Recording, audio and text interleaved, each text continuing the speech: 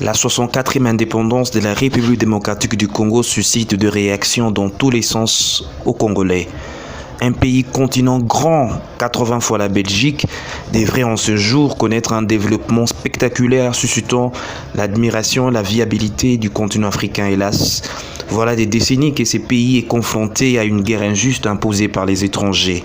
Pasteur Cédric, participant au débat conférence organisé par la Conscience nationale congolaise et le magazine de Renaissance africain, récemment à Fatima, n'a pas manqué à réagir.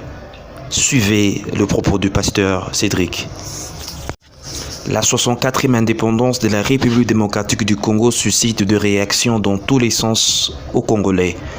Un pays continent grand, 80 fois la Belgique, devrait en ce jour connaître un développement spectaculaire suscitant l'admiration et la viabilité du continent africain. Hélas, voilà des décennies que ce pays est confronté à une guerre. Je m'appelle pasteur Cédric Lukusa Mutombo, je suis le pasteur de l'église Temple chrétien Mont-Carmel ici à Kinshasa. Je signale que c'est la 64e anniversaire de l'indépendance et beaucoup plus la préoccupation est au niveau de l'occupation du territoire de Bunagana par les ennemis de la RDC. Une conférence a été organisée avec évidemment à la tête Freddy Mulumba qui est avec une structure et aussi avec d'autres partenaires. Alors, quelle est votre réaction avec tout ce qui a été dit étant que pasteur au PG? Oui, comme je le disais, je suis pasteur et aussi écrivain parce que je viens à peine de publier un livre sur le Congo de mon rêve. Concernant votre préoccupation, il est vrai que nous parlons, nous Congolais, nous continuons toujours à pleurnicher. Et ça fait 64 ans, nous ne faisons que pleurnicher. Bunagana est occupé, qu'est-ce que nous faisons au juste? Mais nous pleurnichons. Moi, je vous propose certaines choses que nous devons faire le plus vite possible pour permettre à ce que le mot que nous déclinons dans notre pays puisse prendre fin. Et parmi les choses que je propose, la première, c'est d'abord de mobiliser notre armée. Il n'y a aucun peuple qui se libère par la prière, mais le peuple doit se libérer par la guerre. Et ce que nous devons faire, c'est promouvoir la recherche scientifique pour arriver même à la fabrication des armes. Je pense que le blanc ne nous interdise pas de fabriquer des armes. Et quand nous fabriquons les armes, il faut aussi, deuxièmement, que le peuple congolais et beaucoup plus les jeunes puissent s'engager dans l'armée.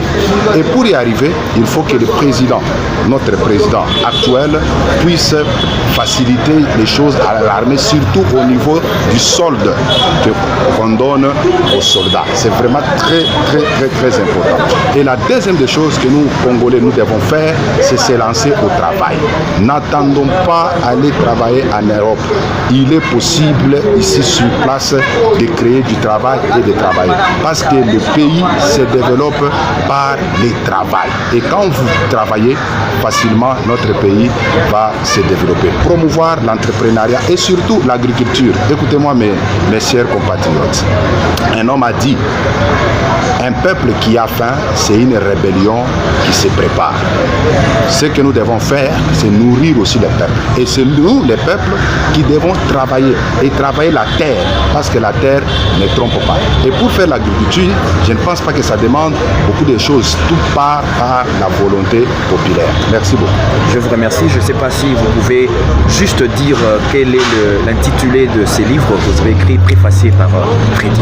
Ouais, mon livre est intitulé Les Congo de mon rêve. La problématique est que pourquoi notre pays est si riche, mais la population est pauvre. Et j'ai donné dans ce livre, premièrement, dans le premier chapitre, les potentialités de la RDC.